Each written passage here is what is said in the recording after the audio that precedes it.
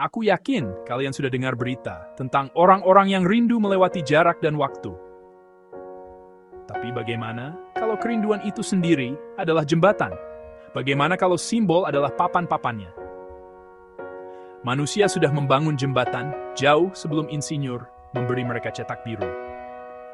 Batu yang diukir, lagu pengantar tidur, rasi bintang, masing-masing adalah upaya yang disengaja untuk melintasi ruang dan waktu.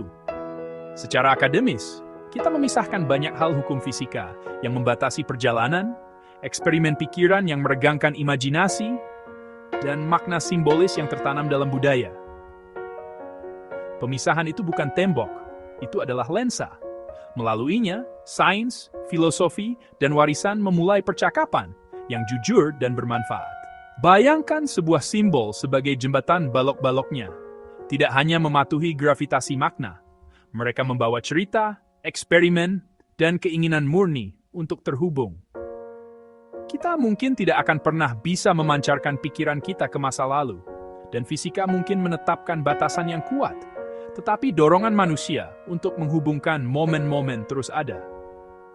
Dalam kegigihan itulah terletak penemuan kita yang sebenarnya. Jembatan-jembatan yang penuh makna, yang memungkinkan suara-suara dari era yang berbeda saling bersandar. Jadi dengarkan, gema-gema itu bukan kesalahan, itu adalah undangan. Kalau kamu suka sejarah, kamu harus mempertanyakan label-label.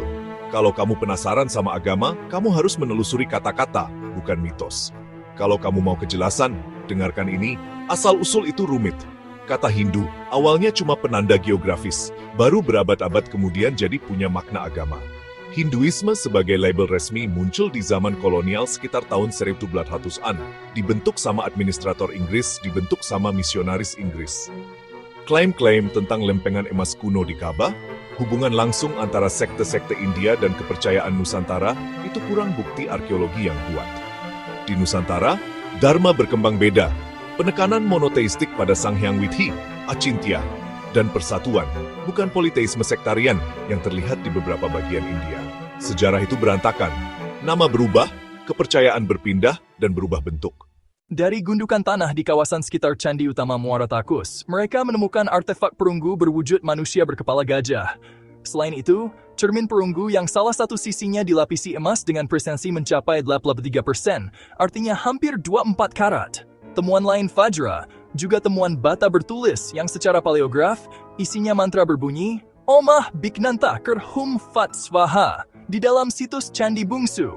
Ditemukan kotak tembaga yang di dalamnya terdapat 3 keping lempeng emas yang bertuliskan Swaha bermakna semoga diberkati. Swaha adalah ucapan yang umumnya terjadi di akhir mantra. Di sisi kotak itu terdapat rabuk kremasi, tongkat dan senjata dengan hiasan permata di sisi kanan dan kiri. Bahasa lokal menyebut dengan pedang lonjong sulo. Om Ah Biknantahom. Ketiga kata Om, Ah, Hom ada pada Hindu Buddha, bukan hanya ada pada salah satunya. Ini terekam sempurna di Bali, dan Bali bukan India.